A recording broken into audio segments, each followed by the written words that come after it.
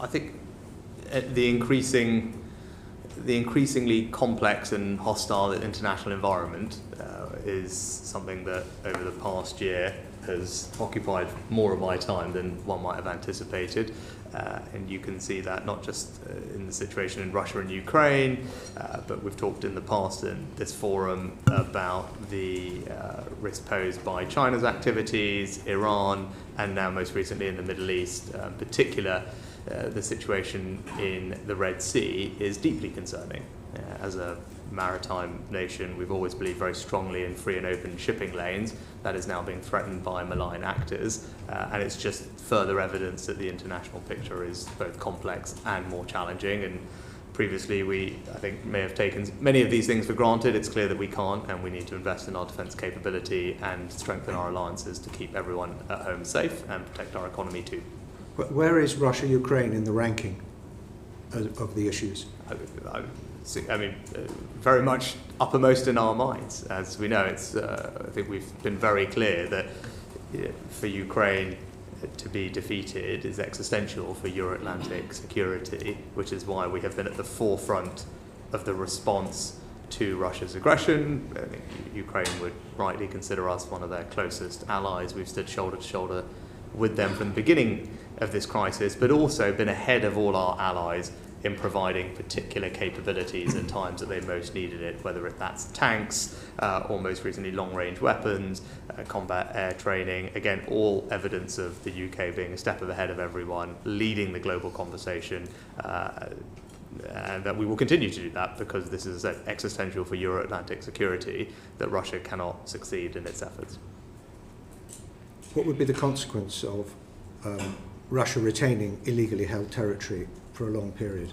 As I said, I think existential for Euro-Atlantic security. There's a range of different countries that already are seeing the impact of hostile Russian activity in their countries, on their borders, and it's important that a strong deterrent is sent to Russia, that this type of aggression, this flagrant breach of the international rules-based system of territorial integrity won't be tolerated. And that's why we have taken a lead in providing support to Ukraine, galvanized international opinion behind it. But I'd also say it is broader than Euro-Atlantic security because, as I've echoed earlier, I think the international rules-based system more generally is under pressure in lots of different areas. And it's important that we send a strong signal, not just to Russia, but all of those around the world who would seek to undermine that order. We've spent decades building it up, that their aggression will be met with a strong response. So we've been through the autumn statement. We know what we're spending on Ukraine in 23-24, I believe 2.3 billion. Why was there no announcement made about 24-25, and when will the announcement be made, and how much will it be? It will be made in due course. We're having active dialogue with the Ukrainians. I spoke to President Zelensky just the other week on this to make sure that the aid that we are putting in place can be most effective in supporting them with their ambitions for next year. Now, they are obviously in the process of developing their plans for next year, and we are helping them do that together with our closest allies. But before we say exactly how, what quantum, and what we're going to do to support them, it's important that we work with them to have a clear and coherent, let's say, unified view of what it is that they are planning on achieving next year. And those conversations are active. As I said, we've had people back and forth, and I spoke to President Zelensky the other week. We will continue to support them very strongly next year. I can, of course, give you that assurance, but the precise form, detail, and quantum will be outlined in due course once we finalise those conversations with the Ukrainians. Sarah Champion. Hi, Sarah. Just maybe if I could about it just before, the other thing is, it's not just about next year. I think this is an important point, because we, in February, called at the Munich Security Conference for longer-term multilateral security assurances for Ukraine, because I think that is an important part of building that deterrence.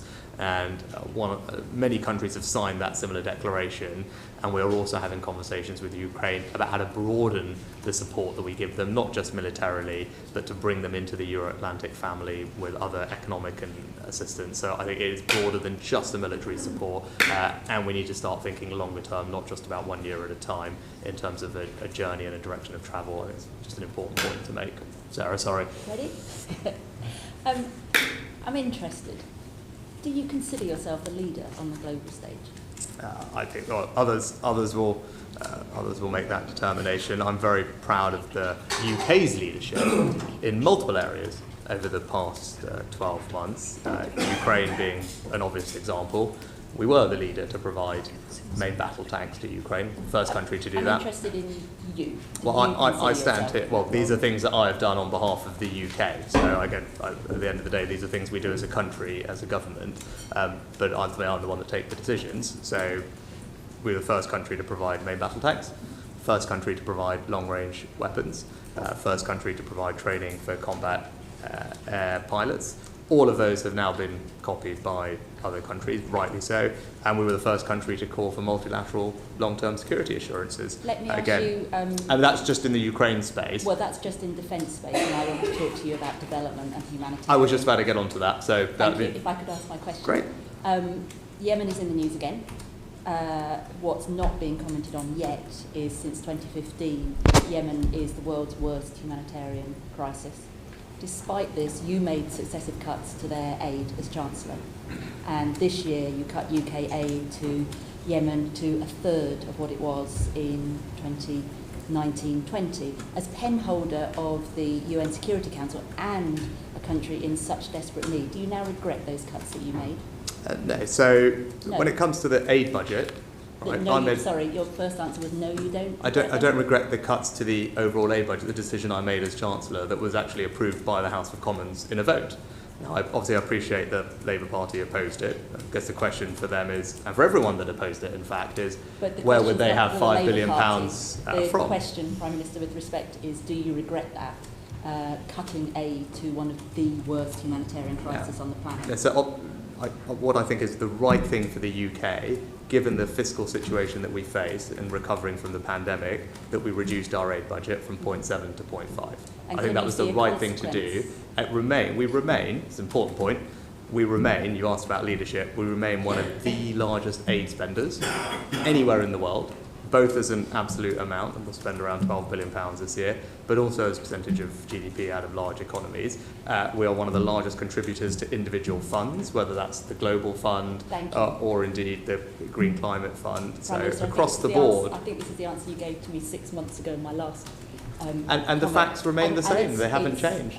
Yeah, but I'm interested in your position on things. So do you see a correlation between what's happening in the Red Sea now and the fact that the UK and indeed the international community has turned its back on Yemen for a very long time? No, I don't think that's right. And I don't think, when I talk to my international peers about this situation, as we're actively doing, not a single one of them has made that point. Okay. And we're actively involved right now, particularly with the US, but a much broader coalition in standing up an operation to provide deterrence and protect our open seas. That is an incredibly important thing for the UK to be doing, given it's something that we've always believed in. This is not about actually the situation in Israel and Gaza. This is about malign forces, and the Houthis in particular, taking advantage of the situation to try and escalate. Thank you. And that is having a real impact on the global economy, and we are playing our part as part of a broader international coalition. Can I move you on to But I think it's important on this point. So what we are doing... You're not answering my point. I am, because I think you're giving me a policy answer to something else. Could I turn No, to but I think it is important, because Prime it's not Minister. just aid that will help the situation, it's also military deterrence. And leadership. And again, we were the first country after the US to send assets into the region. So HMS Lancaster, HMS Diamond, those they are in the region ahead of any other countries. That is leadership, and that's because we are providing deterrence for commercial shipping and also making sure that humanitarian maritime corridors remain Prime open. Minister. Can I bring you back to something I hope we agree on, which is global education, particularly education for girls I'm enormously proud, as I'm sure you are, of the UK's investment in girls' education, including the UN-led Education Cannot Wait. But for hundreds of thousands of girls, their education will have to wait because you cut funds to the scheme by 87%. Why did you make that decision? Okay.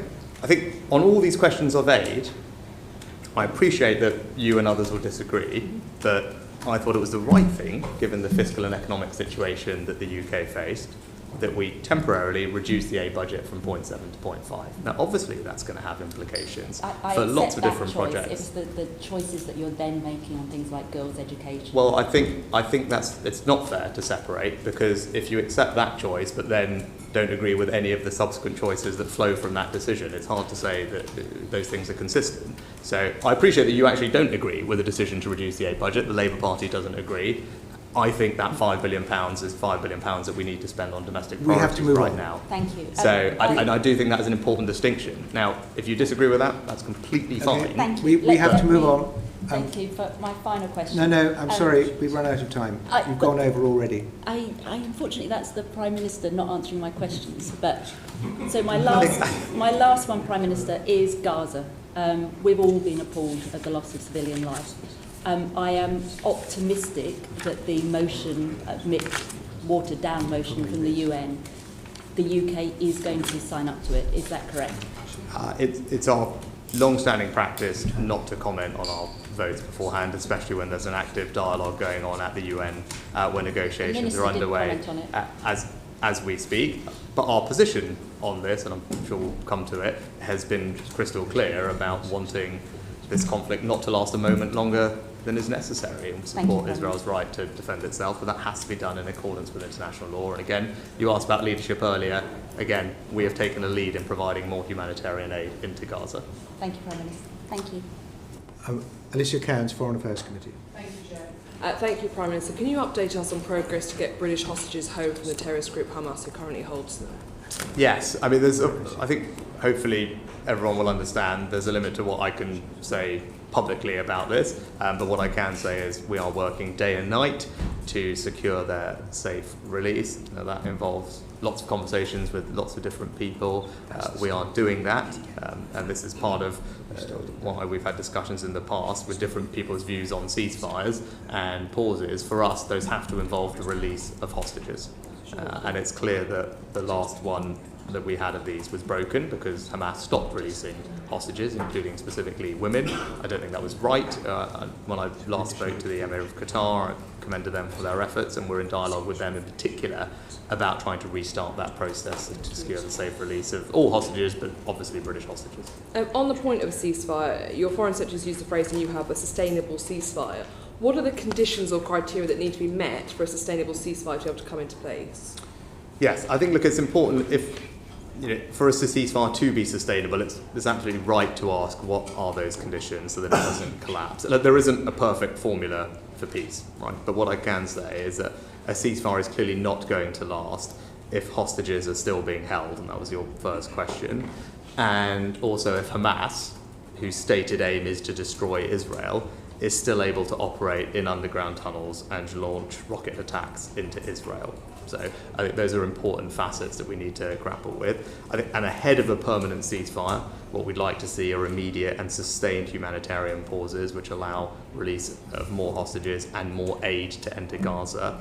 And in particular, to go to the previous question about leadership, I think we were the first country to say to the Israelis they had to open Kerem Shalom crossing so we could get more aid in. That's something that I spoke to Prime Minister Netanyahu about myself, and I'm pleased that that is now happening, not in the quantities that we all want, but it is an improvement. Again, that is the UK showing leadership on this issue and making a real difference to people. And I think we're all very grateful to see that additional aid reopened. But when you last appeared before this committee, I warned you that I feared we were facing the Gaza crisis of 2023. Now, I didn't expect it to come in the form that it has. In response to my question, you called for Israel to adhere to the principles of necessity and proportionality, and you also said at the time that you urged Israel to show restraint. Can you give an example of where the UK has achieved restraint in the IDF's response to the horrific atrocities that took place on the 7th of October? I mean, from the beginning of this, from my first visit to Israel, we have made repeated calls for Israel to adhere to international humanitarian law. to take but every forgive me, where have practical... we achieved restraint or a change in their behaviours? Because that's the goal of raising it with them, is to achieve an actual effect. I mean, I'm obviously not the one making operational decisions on the ground, but we have consistently urged Israel where they can to avoid harming innocent civilians. Far too many have died, and that is about providing notice, providing safe areas, safe passage during the early phases of the conflict, but also about making sure that aid reaches those people who need it. I said early on, we focused on getting Rafah opened, which happened. Yeah. We also focused on making sure fuel was able to come in because that was necessary. But also, most recently, as I said, in Kerem Shalom, again, that has happened. So these are all proof points that the approach we're taking is yielding On outcomes. the humanitarian side, it certainly is. But those are all things that are making a real difference to people. Yes, but they're not necessarily preventing bombings, targeting. So, for example, Biden has said that there were indiscriminate bombings taking place. Do you agree? As I've been very clear, too many innocent civilians have died, and So we've been therefore very... you agree that the targeting is indiscriminate, therefore if too many civilians have died? I'm not privy to the precise targeting, but what I can say is clear that too many innocent people have died in this conflict. But you will have received advice from government lawyers and submissions. Have any of those submissions or any advice you've received from lawyers or anyone within number 10 suggested that international humanitarian law is being broken? No, again, the government never comments on the legal advice it receives. Now, what is absolutely clear, I've been consistent throughout this from day one, we can't forget what happened. Right? Hamas perpetrated an appalling terror attack on Israel. Innocent people were slaughtered, and Israel has every right to defend itself, to ensure its security, make sure that nothing like that ever happens again to its citizens. We would do exactly the same. But there are also limits under international law. And of course to there the are, right and to I've made self-defense. that point from the beginning, and we've consistently called on Israel to do that. So and forgive that me is though, what we will always do. But forgive me, Prime Minister, alongside your current Foreign Secretary, when he was Prime Minister, was quite happy to state when he felt that international humanitarian law was being broken in Syria. Equally, James Cleverly's Foreign Secretary was happy to say that war crimes are taking place in Ukraine. So surely there is a precedent that you are able to say, if you believe that too many civilians are dying, that bombings have been indiscriminate and therefore that the principles of necessity and proportionality are not being upheld. You're putting words in my mouth. Others may have said that. No, your exact words were too many civilians are dying. You've just repeated it here as well. Yes, and now too many civilians are dying. Of course, too many civilians are dying. That is different from saying humanitarian law has been broken. So every civilian, quite where is frankly, the responsibility for too many civilians dying? every civilian dying is a tragedy. But where does the civilian dying responsibility is a sit for that tragedy. decision making? Sorry? Where does the responsibility sit for too many civilians dying? Well, I mean, again, ask Hamas why they embed themselves in civilian populations. I think that's genuinely an extraordinary question. Responsibility for civilians dying. There's two sides to this. Israel is trying to defend itself. If the terrorist organisation which is perpetrating these attacks is deliberately embedding itself inside civilian populations, then they have to accept responsibility for that. But I think Israel rightly should take every precaution to avoid harming civilians, but that will be very difficult if the precise organisation which has caused untold suffering to the Israeli people is hiding amongst civilians, knowingly doing so, knowingly putting them in harm's way. And it's important not to forget that that is what is going on here. Very brief final question. Yes, Prime Minister, nobody's forgotten the crimes against humanity that took place in Israel. There's no moral equivalence between the two of them. However, whether it was Northern Ireland, where the UK police had to show restraint and ensure that civilians were not, loss of life was not out of line, disproportionate with the military objectives. When fighting Daesh as well, Daesh did the exact same tactics as Hamas, and yet we did not see this level of casualty. So therefore, will you do more to achieve actual restraint in some of the actions that are taking place on the ground? We have repeatedly and will repeatedly call on Israel to show restraint, to operate within international humanitarian law, to take every possible precaution to avoid harming civilians, and crucially to allow far more aid to get into Gaza to actually help people. And that is what we are doing, and it is showing that it is working. As I said, the opening of Kerem Shalom is meaningful. We're also exploring alternative maritime corridors, which we've been clear, given our assets in Cyprus, we can play a leading role in. So we are working every which way to get more aid to the people who need it. We've already tripled our aid into the region, and we continue to have dialogue with all our partners about the future of Gaza post this conflict, and that involves my conversations with the Palestinian Authority and others to make sure that we can provide a future for the Palestinian people where they can live with dignity, prosperity and security. That is something that we are completely committed to and will continue to work very hard to bring about. Thank you, Chair. Dame Diana Johnson for the Home Affairs Select Committee. Thank you, and good afternoon, Prime Minister. I want to ask you about 3 areas where you've made pledges or promises, and I'm going to ask short questions, so I'd very much appreciate short answers. The first one is around the legacy backlog in the Home Office, and you promised that that would be cleared by the end of this year, 92,000 cases. Will you have achieved that? Well, we're not at the end of the year yet, so the final statistics have not been published, but we are making very good progress. I think the last published numbers show that the backlog is down by 80% from 92,000 down to 18,000, and that has partly come about because we've doubled the number of caseworkers. Yes, we know that, Prime Minister. I just want to know whether you think you're going to meet the target that you've set yourself. I said those are the latest figures. We'll continue to push through it. There will always be, obviously, as there always are, and you know this. You don't sound very better than sure, me. Prime Minister. Oh, well, we're doing absolutely everything we can. We set an ambitious target. I think when I was here, you were sceptical that we would get anywhere close to it, but it's already down by 80%. 80%, but you did say by the end of the year, and that's just a few days. Can I ask you then, what about the other 91,000 that's sitting there in the other backlog? When do you think that will be cleared? Well, with the overall asylum backlog, I think at the same time as the 92 was about 131,000. That is down by 16%. Now, obviously, that's impacted by when do you think it will flow. be cleared, Prime Minister? I don't have you don't have an idea when that will be cleared, the 91,000? I know we haven't set a target for that publicly, but obviously once the priority was clearing the initial legacy asylum backlog. But you're not sure you'll do that? Well, okay. That your words, not mine. We remain on track to do it, but we're not at the end of the year. Right, well, I'm keen that I move on to my second question to you, which is about the pledge you made to stop the boats. So when will you have stopped the boats? What's the date for that? Well, the first thing to say is we have made progress, and that is that the numbers this year are down by a third, which is considerable progress. They're still the second highest on record, though, aren't they, this year? They are, for the first ever time, down. They're still the second highest, but what is the date? There isn't a firm date on this because I've always been clear from the beginning. You said you're going to stop the boat, so I just want to know and what we the will date keep is. going until we do. Okay. But this is not one of these things where there's a precise date You don't estimate have a date? This is something where before I took this job, they had only ever gone up. Okay. And now they're down by a third. And an important part of finishing the job is having a deterrent for everybody. Well, Can I come on to that? Because that's the Rwanda policy. So you've said that you want to see planes take off by the spring to Rwanda.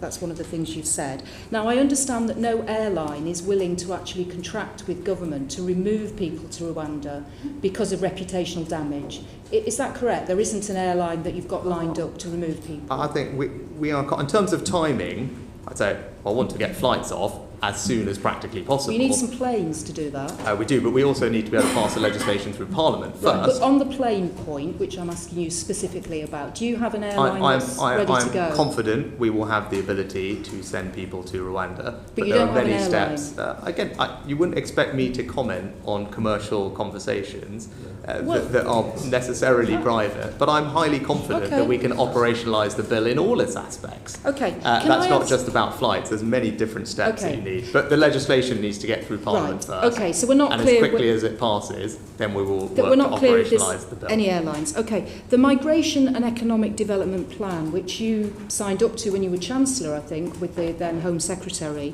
we know that 290 million now has been spent or is about to be spent in the next few months. Could you just tell the Liaison Committee how much the total amount that you signed up to for that 5-year plan? How much else, what's the amount that we've got to pay in addition to the 290? I think you know full well, because the Home Secretary has said this in Parliament multiple times before. We disclose these things on an annual basis, and beyond that we've disclosed the most recent numbers. Do you think that fits with your claim around professionalism, integrity and accountability, that we can't actually know how much you've agreed will be sent to Rwanda? I said it's absolutely right for what are commercially sensitive negotiations, that there is a degree of ability for the government to negotiate these things and then provide the appropriate level of transparency to Parliament, which it's doing on an annual basis. So could I just ask you, the Deputy Prime Minister at the weekend said that the funding for Rwanda was unlimited. Is that correct? I think what he's saying is the scheme is uncapped.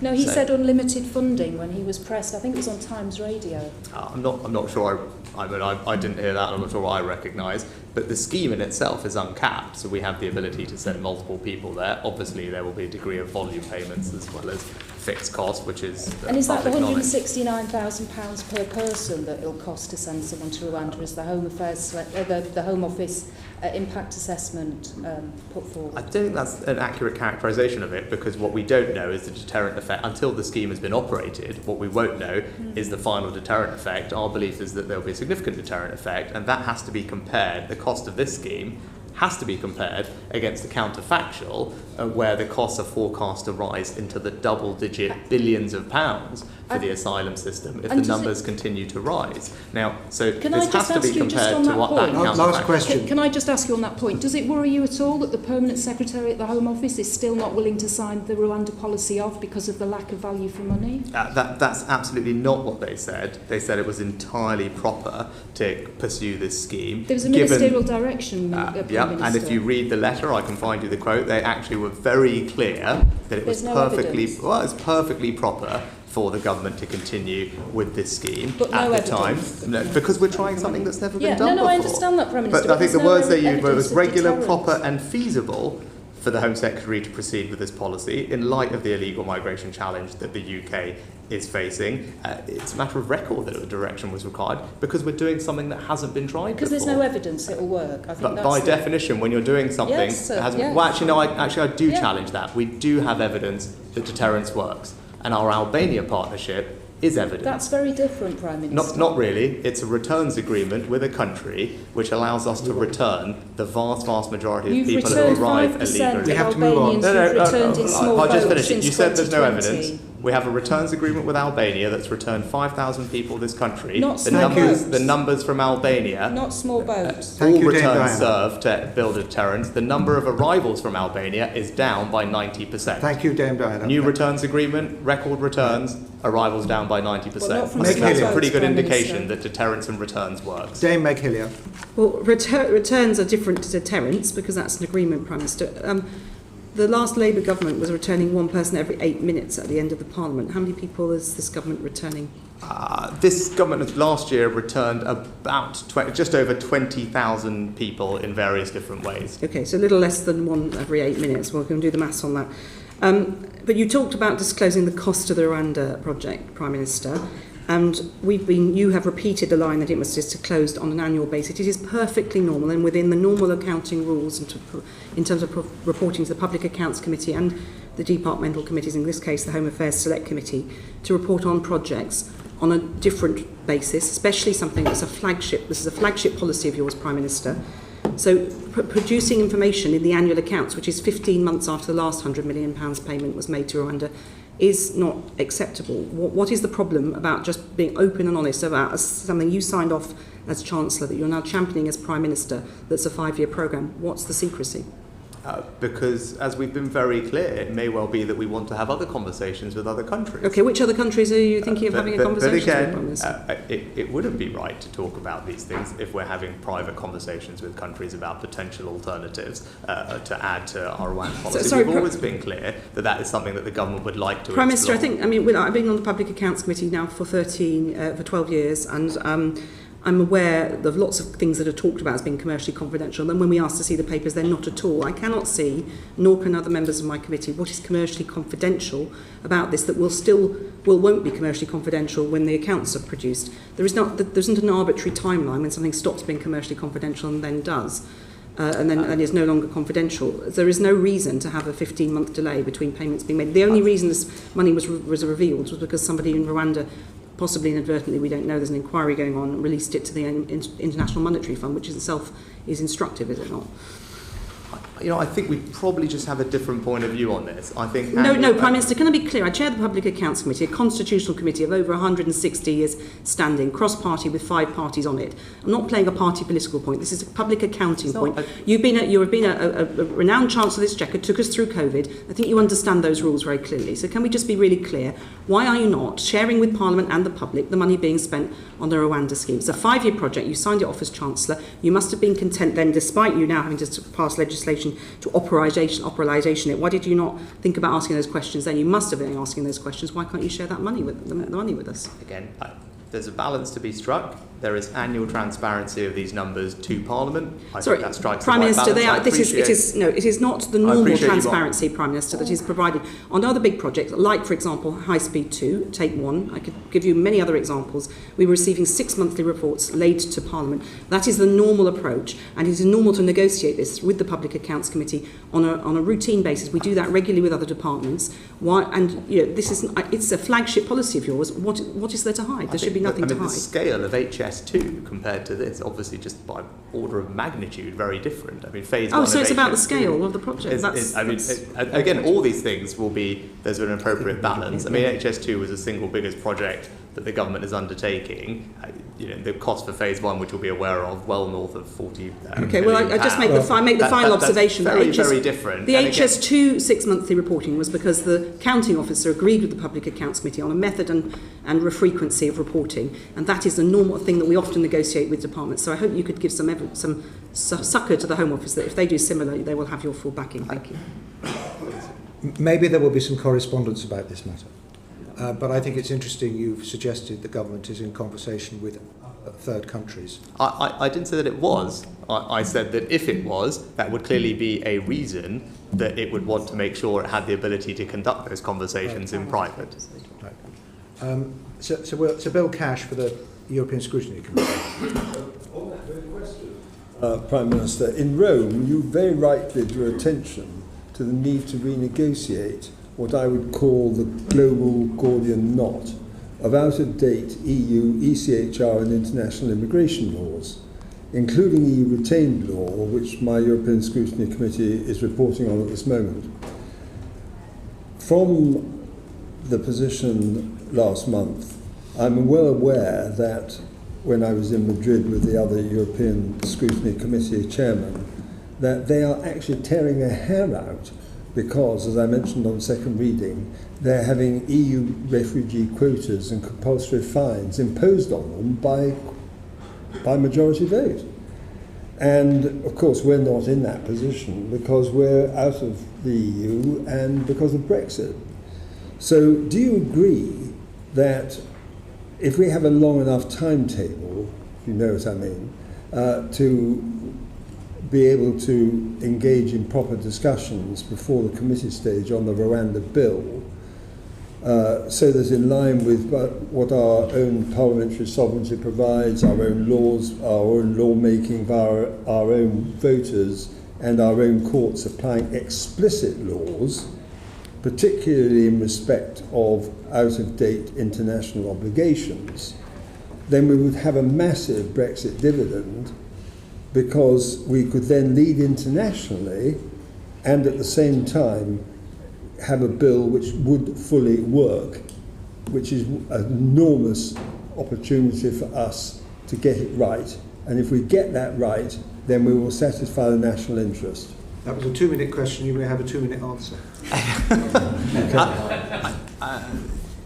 So I think, Sybil, we share the same objective, which is to ensure that we can have proper control of our borders. Illegal migration is wrong, it's not fair, and that's why I've made it a priority to stop it. An important part of that is our new legislation, which will give us the powers we need to make sure the Rwanda scheme can be up and running as quickly as practically possible. So we remain committed to the legislation, and we're always happy to have dialogue with colleagues about how to make sure that legislation can be as effective as possible, given the environment we're operating under, and thank you for your input into that. More broadly, I think you also alighted on the fact that this is a conversation that we are not in isolation in having. And certainly my conversations with other leaders have demonstrated they also have a frustration with the situation that they're all dealing with in their countries. This issue of illegal migration is only growing both in number and as a challenge. Everyone is looking at creative ways to address it. Italy have, as you know, embarked on a partnership with Albania, and that is, I think, just a sign of things to come, which is why I am going to keep talking to other leaders, particularly in Europe, about how we can work together to make sure all the frameworks that we're operating under are fit for today's age and allow us to stop this awful trade that criminal gangs are plying, where innocent people are losing their lives. Thank you very much. And could I just finally ask one last question, which is, can you make sure that we have a proper timetable so that this dialogue that is going on can be made really effective? Sorry, say that again, Sybil, sorry. Can we have a long enough timetable before the committee stage to make quite sure that we have a real discussion to ensure that we make the bill fully effective? I'm always happy to engage with colleagues, as I said, and I think some of that engagement You're was not quite answering my question. I need enough time. Some of that engagement and dialogue has already started, and it was happening today and before, and will continue to do so intensively up to committee stage. Thank you. Perhaps there can be agreement about the start of the committee stage, but I'll look at the correspondence when you write, Bill. We are now ready to move on to the next block of questions about the economy, the cost of living, and promoting investment. And we start with the chairman of the Energy Committee, Angus McNeill. Thank you very much, Chair. Just before we go on to that, Prime Minister, there's a view, and I'm sure you've heard it, of many across the world, millions if not billions, I think Israel's committing a genocide in Gaza. I don't want to get into that debate here, but what I do want to mention is the ceasefire. On the 15th of November, when we voted in the House of Commons, and you didn't vote for the ceasefire, there were 11,200 people dead in Gaza. A month later, there's now 19,000 dead in Gaza. 16 times were killed on the 17th of October in the terrorist outrage, on the 7th of October, sorry, in the terrorist outrage. It is 5.5 times what were killed in Northern Ireland in 30 years. Isn't it time that you did put your voice behind the other hundreds of countries in the world that are shouting for a ceasefire? I think I addressed this in a question just last week in Parliament, where I said we've been consistent in calling for sustained humanitarian pauses or indeed a sustainable ceasefire. But that has to be one that, as we've talked about before, has the conditions for it to be genuinely sustainable. And that means hostages have to be released and Hamas needs to not be firing rockets into Israel. Its stated aim is destroying Israel. So those are conditions of what a sustainable ceasefire is. And we are having that conversation with other colleagues around the world, but as I've said very clearly, no one wants this conflict to go on for a moment longer than is necessary, but it's important that that ceasefire is sustainable, and those are some of the underlying conditions that are necessary for it to be so. Viewers will see you as an outlier probably in the world stage there, but turning to COP26, one speech, some hours in Dubai, not as much as other leaders. I know you've defended that one, but that combined with your reversers in cars and domestic boilers, on the change in the carbon budgets, are you serious about global warming, or you think it's just political positioning prior to the next election? Yes, I am serious about tackling it, and I'm very proud of the UK's record. So we've decarbonised faster than any other major economy since the baseline in 1990 by about 50%. You can compare that to Germany 40-odd, France 20-odd, and the US hasn't dropped at all. And going forward, if you look at our NDC, our nationally determined contribution for 2035, I'm okay. Again, I don't need to go any further forward. You've asked a question, and we're serious about it. Question, the seriousness is demonstrated in our commitments, which again, at 68%, to 2035, more ambitious than the EU at 55, more ambitious than Australia at 45, more ambitious than the US at 40. Reading out statistics is fine, Prime Minister, but I want to move on to energy prices, which are going up, affecting my constituents in the Hilling and Year and everybody else's constituents. It's not much of a market forces you have when companies are being protected by the regulator to put up domestic prices because they say it's unpaid bills, but they're making huge profits. British Gas has reported profits of 969 million for the first six months of 2023, 900% up from the same period of 2022. The French state-owned EDF is making an absolute fortune in the UK with profits of about 2 billion. Scottish Power is seeing their profits up as well. E.ON 2 Aren't you just giving blank cheques to power companies through the structure of the energy market? So no, I think it's interesting. The first question is about saying you're walking back, which we're not, from targets on various things, on boilers and cars. And the next question is about the impact on consumer bills. Right, so what we've done the is impact on consumer bills is due to allowing the regulator to raise the price for profitable companies, enhancing profits, Prime Minister. That's what that is. So don't conflate the two. I'm getting onto that, but I do think the impact on household finance is important, which is why my approach to net zero, and I get that you disagree with this, is one which is pragmatic. Which, because I care about the impact on family finances. So where there were opportunities to say, if you do, where there are opportunities, is this price cap going to rise? Where there are opportunities to save families £5,000, £10,000, £15,000 by adopting a more pragmatic approach to net zero, keeping us internationally leading, but doing that in a proportionate way, I think that's the right thing to do to ease the cost of living pressures on families. Now, alongside that, I implemented a windfall tax on energy companies that is 75%, and we have used the money from that tax, which is one of the highest in the world on energy companies, to help pay around half of a typical family's energy bill over the past year. So that's what we've done. 75% windfall tax on energy companies, use that money to help pay for around half of a typical family's energy bill, and adopted a more pragmatic approach to net zero, which is saving families thousands of pounds, in the UK, because I think that's important. I mean, British workers, according to the Resolution Foundation, are missing out on about 10,700 a year after a decade of weak economic growth, which you're in government for a large part and Chancellor of the Exchequer for a good part. And the living standards gap is about 8,300 between typical households in Britain and their peers in Australia, Canada, France, Germany and the Netherlands. Combined with that, poorer households are about £4,300 worse off than their French and German counterparts. That's a pretty damning indictment of where you've taken the economy, isn't it, Prime Minister? Both as Prime Minister and Chancellor, and you're generally your time in office. I think what you failed to mention in your setup was the fact that we've. Yeah, the rest of the points I did mention, because I don't want you to go on another tangent. I'm just answering a question, which I think I am allowed to do. But if you're going to talk about the economy and the impact of living standards without mentioning the fact that we had a once-in-a-century pandemic, which caused the biggest recession we've had. But so did Germany, France, the Netherlands, Australia and Canada and other countries already. And on top of that, a massive shock to energy bills because of the war in Ukraine. And indeed, Germany's economy is in recession this year. Ours is not. Why are their wages on average then 10,700 a year better than the UK's? Given all you've said and all this world stuff, the UK is unique in this, and they've all suffered these things you've mentioned.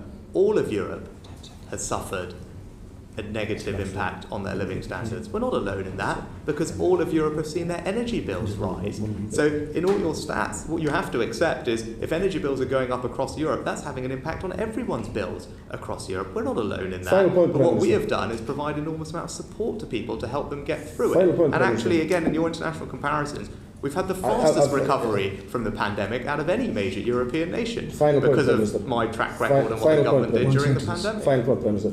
Currently, the Republic of Ireland is in a surplus of about £10 billion. The Scottish Government are having a £1.5 billion shortfall. What are the broad shoulders of the UK? Isn't independence doing better for Ireland than being in the UK is for Scotland?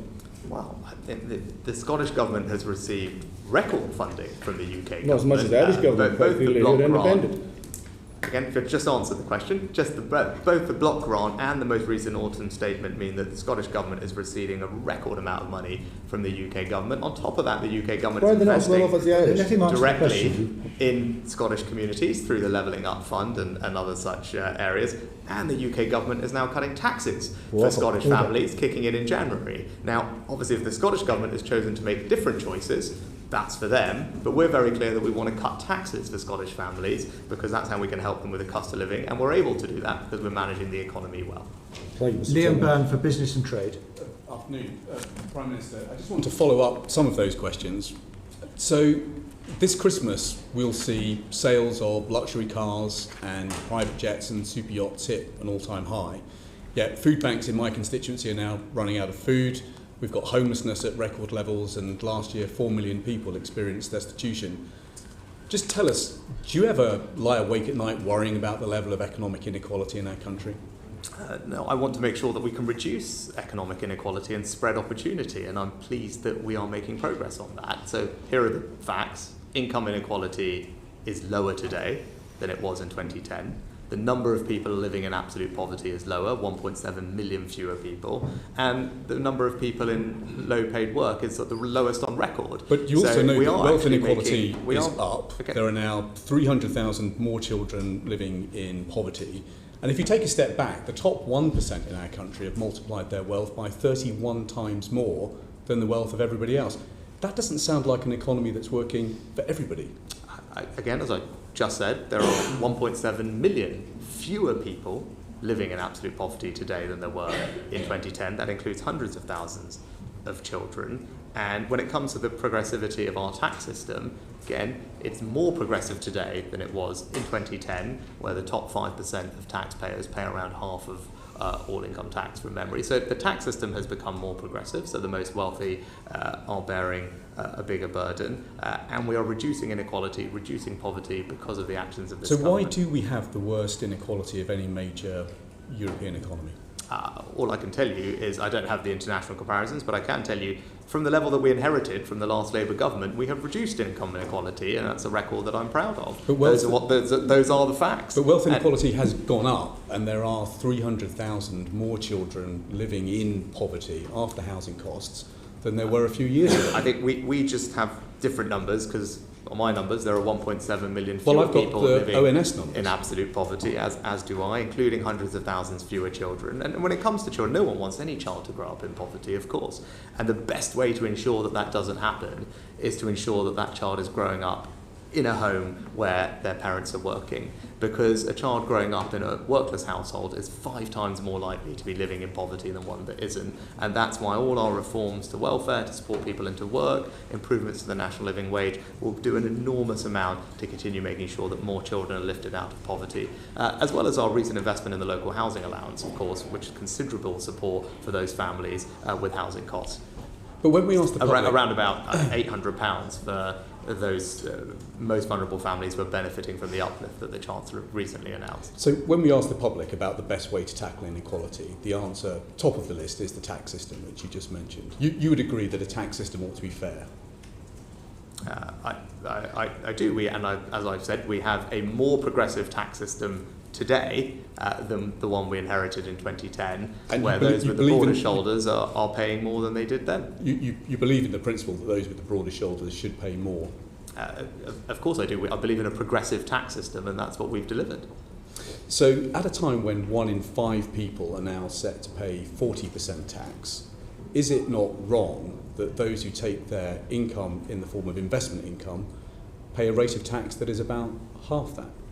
No, actually, the rate of capital gains tax on second properties, for example, is higher than it is normally. And with investment taxes, you're also balancing the benefit to the economy of investment that creates jobs for people. Now, I would never normally comment on tax policy beyond those broad principles. Those are obviously for fiscal events. But as I said, broadly, the investment taxes in this country are competitive internationally, and we have a more progressive tax system than we do today than we did in 2010. But investment income has now doubled over the course of this century to about £80 billion.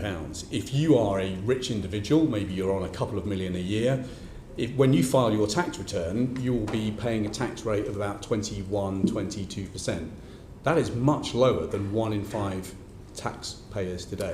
Surely that is morally wrong. I think it was Gordon Brown, actually, who was the Chancellor who reduced the rate of capital gains tax. But we're not talking about Gordon Brown, we're talking about you. Well, no, I'm just making the point that the person who made the change in our tax system, which has now persisted for a long period of time... But you've been both Chancellor and Prime Minister. You've had plenty of latitude to restore what you say is fairness to the tax system. I'm curious as to why you haven't done it. I don't think there is, and again, I'm not going to comment on tax policy specifically, that wouldn't be appropriate, but broadly, I'm just making the point when it comes to capital gains tax, it was Gordon Brown who first reduced the rate of capital gains tax significantly below income tax, and that has persisted as a feature of the tax system from that moment through to today, and actually it has been increased for those on second properties, for example. We've got wealth inequality that has gone up, not down. We've got the top 1% multiplying their wealth 31 times faster than everybody else. And you appear to be defending a tax system that means that those who take their income in the form of investment pay half the rate of tax of everybody else. That just doesn't seem morally right. I believe actually, perhaps you were in the Treasury at the time when that tax system was instituted. To be fair, that was 13 years ago, and wealth inequality has multiplied substantially since then. So it wasn't morally wrong then, but it's morally wrong now. Well, wealth inequality is now a much more serious problem than it was in 2010. Okay, well, look, fair enough if you've changed your mind on it, but you were in the Treasury at the time. And so, yes, it's perfectly legitimate to change one. As I said, the capital gains tax system, the main change that has been made to it since then is to have a higher rate of capital gains tax for second properties, for example. So actually it is even more progressive today than it was when you were in the Treasury, partly in charge of the tax system with the then Chancellor. Sir Stephen Timms for the Work and Pensions Committee. Thank you. Minister, you will have seen the report from the Trussell Trust that food bank demand in April to September this year was 16% higher than in the same period last year. You said when you came to the committee first time a year ago that you hoped that by the time of the election food bank demand would be falling. Do you think that's likely to be the case? I haven't seen that report, and so I can't comment on it specifically. Of course, I want food bank usage, as I've consistently said. You would prefer for people not to have to use food banks, but as I've said previously as well, I'm grateful to all those people who are involved in providing them because they provide support to people. What we can do is to continue to lift people out of poverty, improve their incomes, and then support families with food costs as we do through things like the holiday activity. I'm wondering and food specifically programme. whether the hope you expressed a year ago that food bank demand would be going down by the time of the election, whether you think that's likely to be achieved. In what we've had, I think, probably since then is the significant inflation in the economy, which has impacted food prices as it has done other things, which will obviously make it more challenging. But look, I'm generally confident that the policies that we are putting in place are making a difference to help the most vulnerable. That goes to national living wage increase, the support for the cost of living this year, the increase in the local housing allowance. All of these are things that particularly help the incomes of the lowest paid and those on welfare, and that will help, I hope, over time reduce food bank usage. Okay, thank you. I very much welcome the rebasing of the local housing allowance, as you've said, from April to the 30th percentile. The last time that happened was when you were the Chancellor at the beginning of the pandemic in 2020, when it was rebased at the 30th percentile. In the 4 years from April 2020 until April next year, it's been frozen. And in that period, rents have risen quite a lot. So I think it's clear what's happened is people have had to dig into their other income, their other benefit income, in order to pay the rent because the housing support hasn't increased. I wonder whether you recognise that has been one of the major drivers of increased food bank demand over this 4-year period. I think it's probably hard to reduce food bank demand, as we know, is there are lots of complex reasons people are in food banks to one single factor. I think more generally, at a time when inflation, when I took this job, was running at 11%, clearly that's going to have an impact on household finances, and that will manifest itself in lots of different ways. What is important for me to do and the government to do is to make sure that we are targeting policy and support on those who most need it. The local housing allowance is a particularly good way of helping families. It's targeted on those on the lowest incomes, particularly those with children. It will provide around £800 to those who benefit I agree from with that. Isn't there a very strong case for annual uprating of the local housing allowance, not having, as we have had, an increase and then a 4-year freeze and then another increase? Look, I think there's lots of different ways government can do this, and there are lots of different competing demands on government's resources, ultimately their taxpayer resources. What government has done is uprate welfare going into this next year fully, which will be at twice the rate, or around twice the forecast rate of inflation.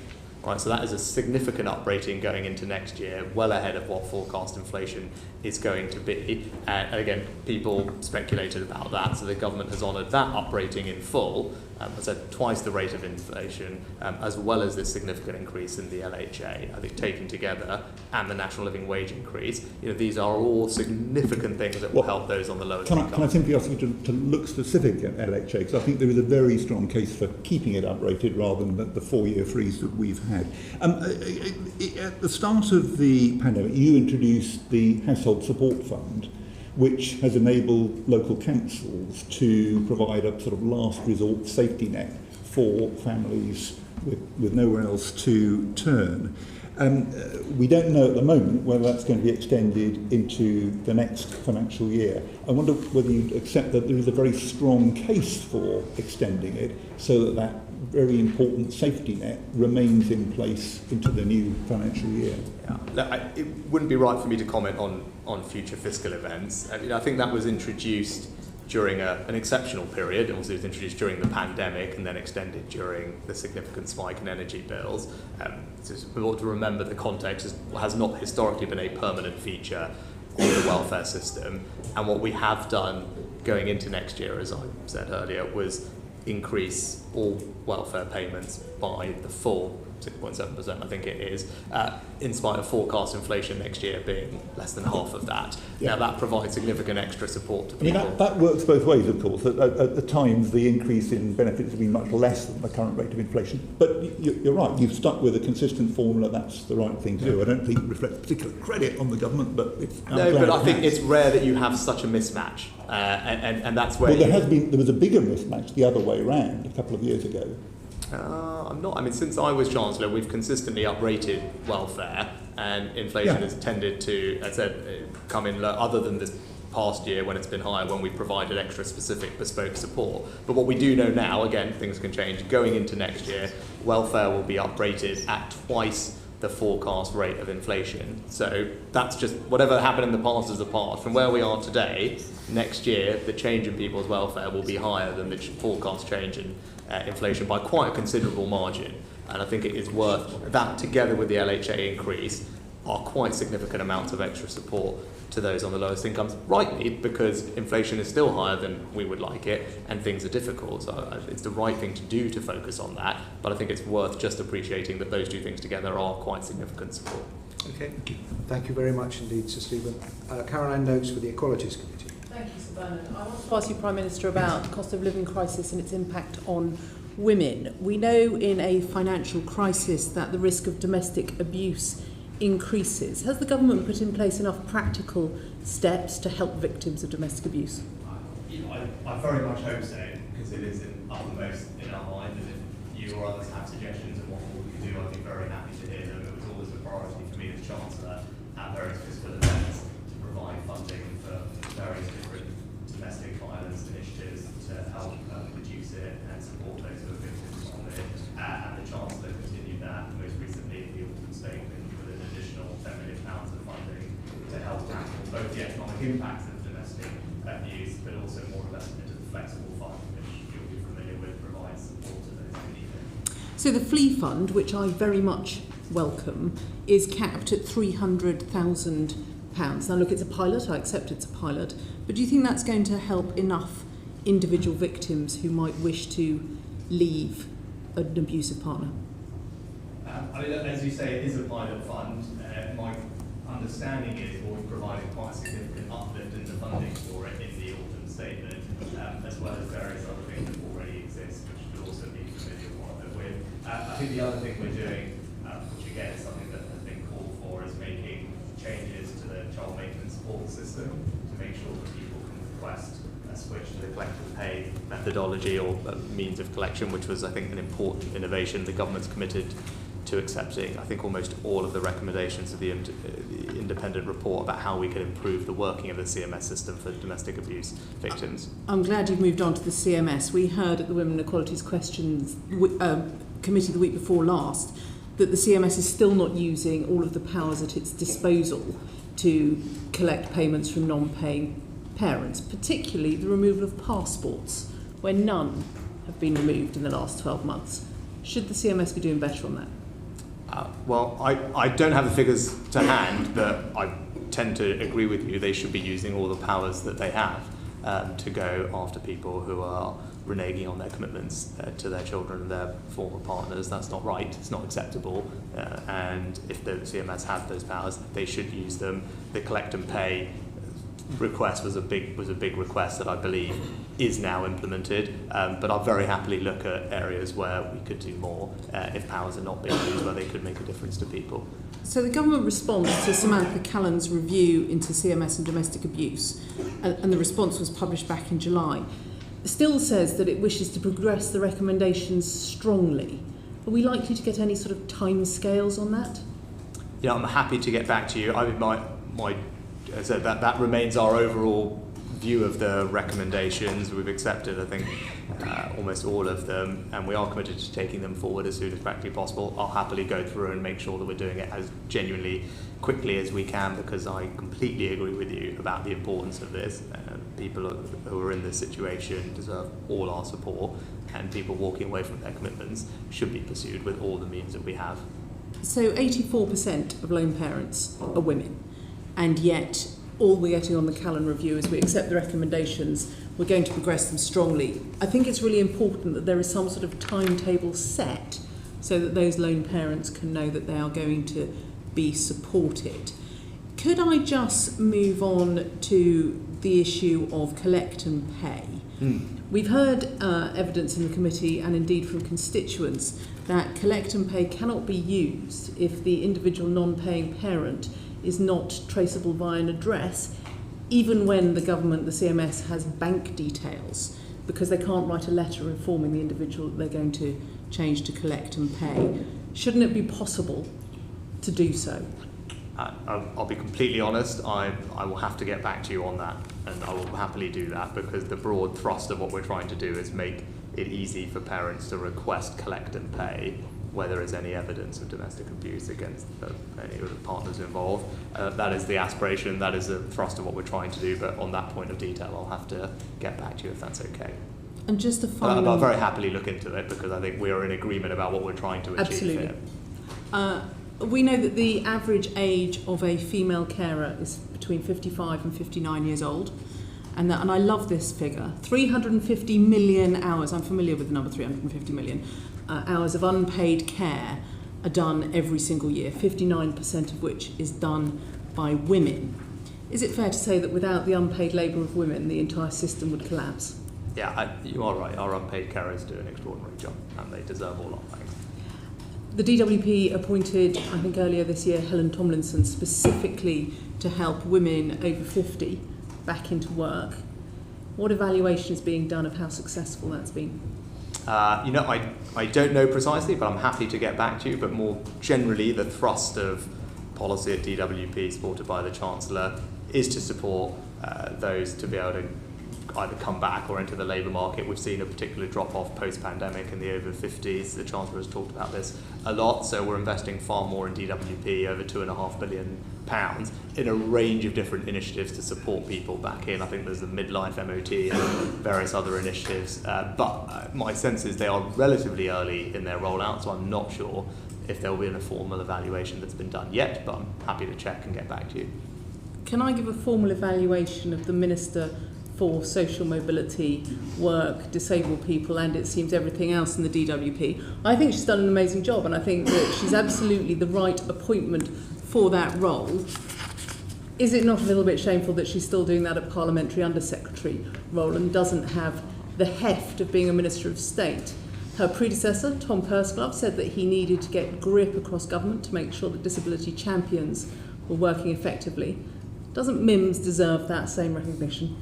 Well, I think what matters is action and what we're actually doing, and MIMS will completely remain or maintain our relentless focus on improving the lives of disabled people. And again, I've got a record that we're proud of, and we've talked more broadly about the welfare system, but specific cost of living payments to those who are disabled this year. The disability employment rate is up by 10 points over the past several years because of all the initiatives that we've done. We're improving access at stations around the country. Something I'm personally proud of was the work I did as local government minister on improving the provision of changing places, toilets across the country, which we funded, and we're also maintaining our support for the Disabilities Facilities Grant, again something I'm familiar with from my old role as local government minister, which supports those who are living with disabilities to live more independent lives. So there's an enormous amount going on. I talked about the £2.5 billion of support into the back to work programs. Much of that is going to those with disabilities to help them enter the labour force, as many of them want to do. The sector are very disappointed that it looks like that the role of Disability Minister has now been downgraded and indeed spread across a lot of other responsibilities. Should it have remained as a standalone job? As I said, it has varied over the past several years and before in different roles. What's important is what is the government actually doing, and as you can see from the range of things I just highlighted, there is, whether it's making more accessible transport, changing places, support in getting to work, disability facility grant to enable independent living, or indeed support through the welfare system. An enormous amount this government is doing to support those with disabilities, and that will remain, and MIMS is completely committed to delivering on that, and I know she'll do a great job. Thank you. Sir Robert Goodwill for EFRA Select Committee. Thank you, Colonel. Thank you. Families, particularly low-income families, are still facing cost of living pressures this Christmas. We've seen inflation levels not seen for more than a generation, and they've been primarily driven by food and fuel. I mean, we saw food inflation around 18% at one point. Now, we all understand that when crude oil prices fall, then the price of petrol and diesel at the pumps also comes down, but this does not seem to be the same case with food, where farm gate prices of commodities like milk have been falling, but we haven't seen the commensurate reductions on the supermarket shelves. Now, my committee has heard that increasing food prices are not being reflected in prices paid to farmers, with producers carrying the inflation increases in energy, fertiliser, feed and other input costs. What steps is the government taking to ensure greater fairness in the food supply chain?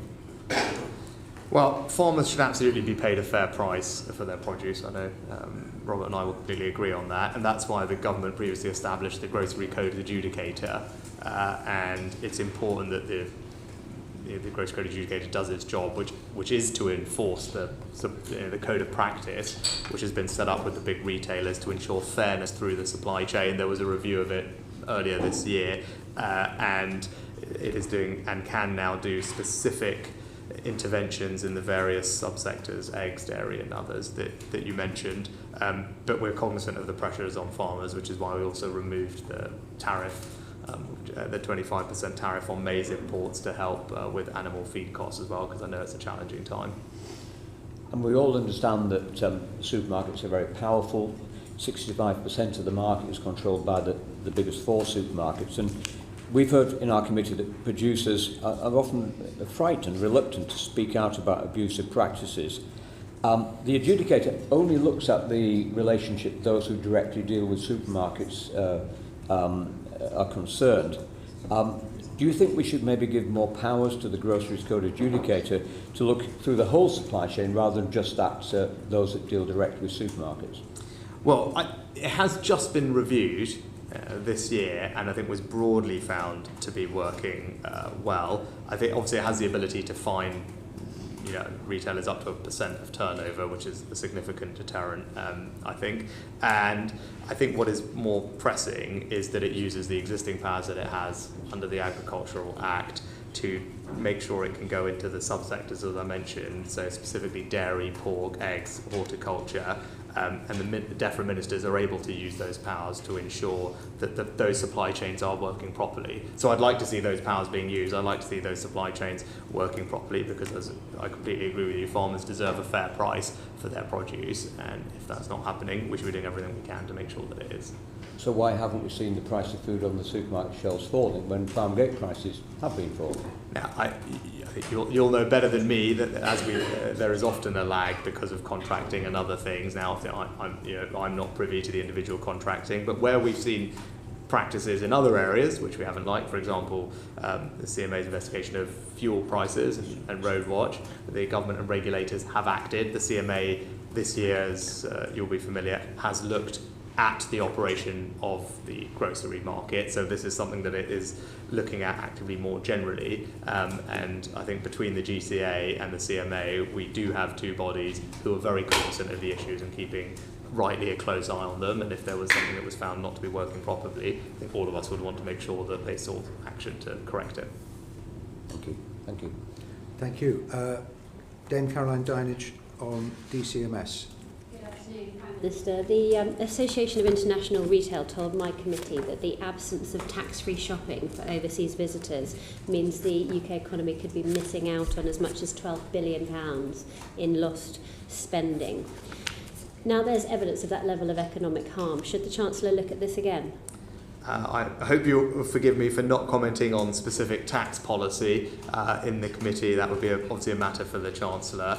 I think there are a range of different views about that policy. I remember when I was Chancellor, I think fewer than 1 in 10 non-EU visitors to the UK actually used it, and the average amount claimed was something like £250 from memory, compared to an average trip price of closer to 5,000. So there are a range of different views as to this policy and the impact it's having, but obviously fiscal policy, tax matters are not something that you would expect me to get drawn into too much detail on. But don't you think more work needs to be done on this? I mean, it's not only retailers who are affected, whether tourists come and how long they stay. That's having a negative impact on hospitality, on retail, on heritage destination, on theatres. Surely he should ensure that the Treasury at least look again at the knock-on effects of this.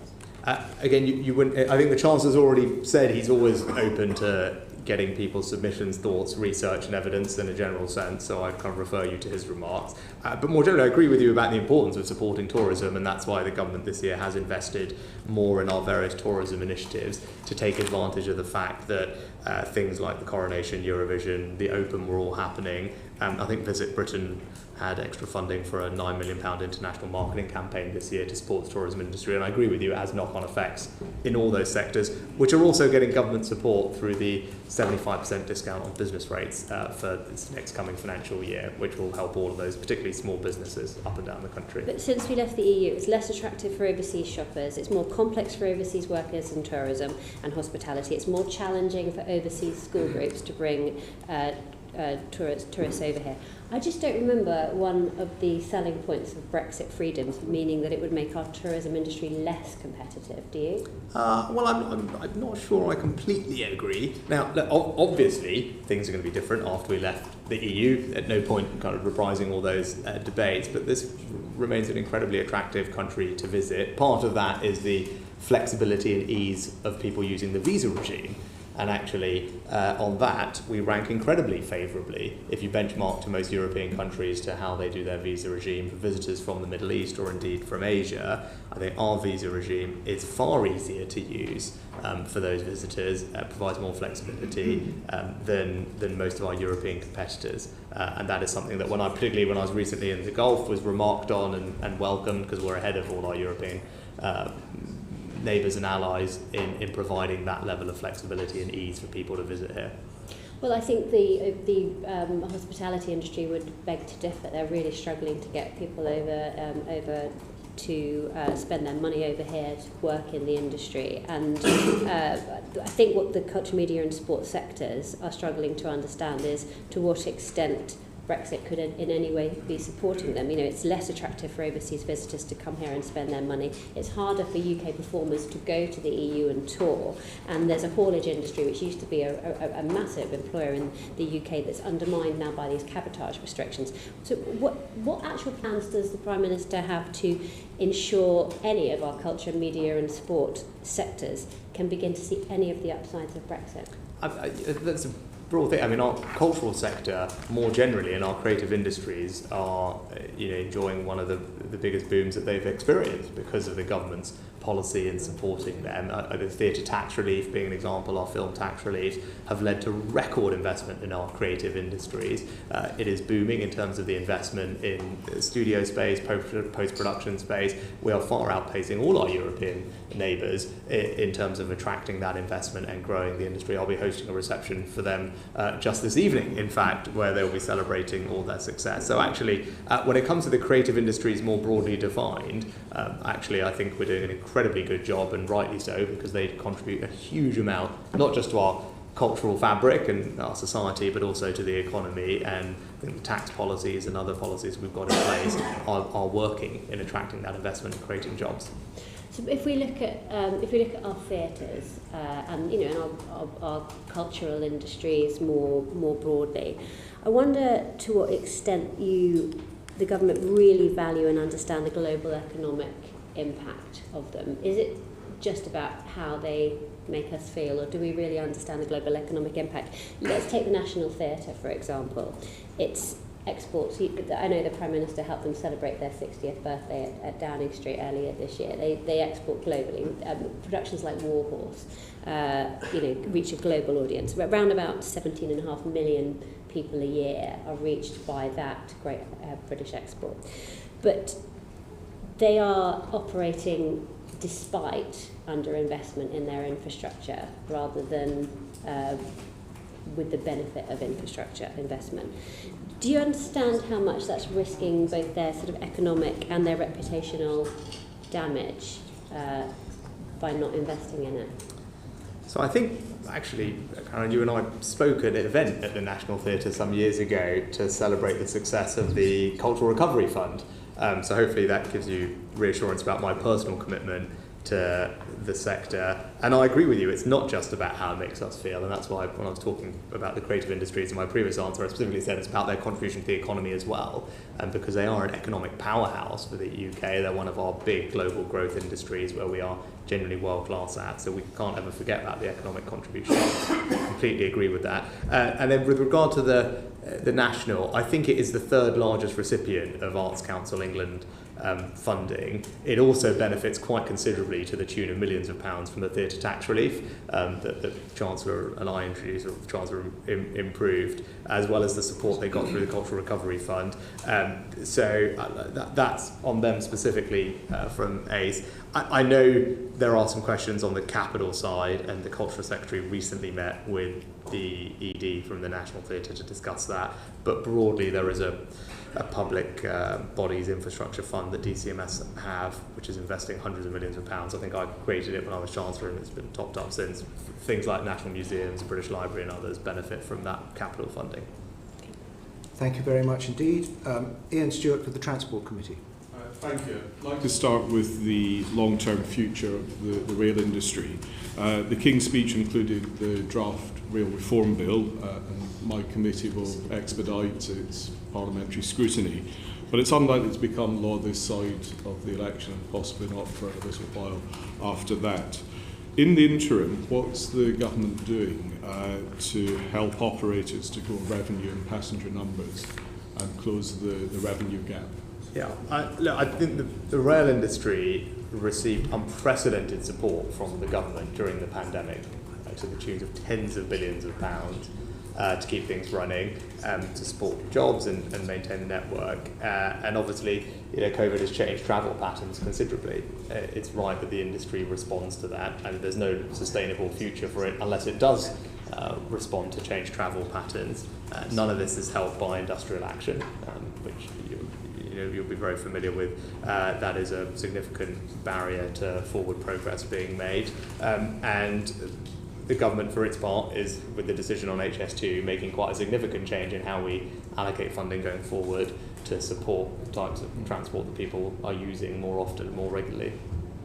But I appreciate, I'll come on to HS2 in a minute, but given that the GBR and the changes it will make is legally some way off, what can be done in the interim, for example, evolving the current national rail contracts, encouraging open access? That can be done now.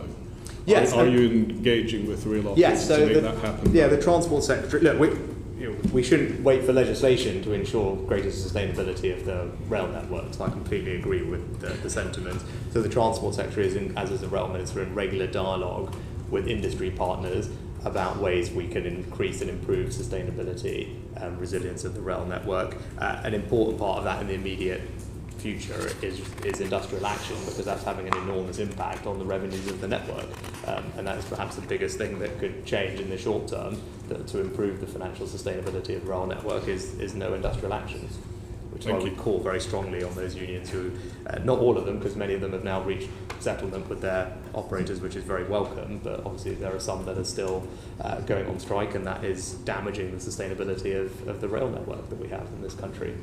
Thank you. I'd like to turn to HS2 now. You made that controversial change in October to scrap the second phase in favour of a bundle of other projects, which, although valuable in themselves, collectively they don't address the strategic capacity issues on the network, particularly the West Coast Main Line, which is the busiest rail line in Europe. Passenger numbers are ticking up. The change in travel patterns during COVID may turn out just to be a temporary phenomenon. Given that the West Coast main line north of Birmingham will soon be at capacity and there'll be no room for extra passenger or freight trains, what other work is the government doing to address that long-term capacity issue? So I think on capacity, because the government is completing phase 1 provides capacity along the route, and I think it means that there will be space for about 250,000 passengers on the new, and it can handle, from memory, about triple the amount of demand that is currently travelling on the West Coast main line. I think from memory that's the scale of what the increase in capacity that's provided by proceeding with the government's plan. So given where we are post-COVID, that seems like quite a significant increase in capacity that's provided by the investments the government has made. But again, I know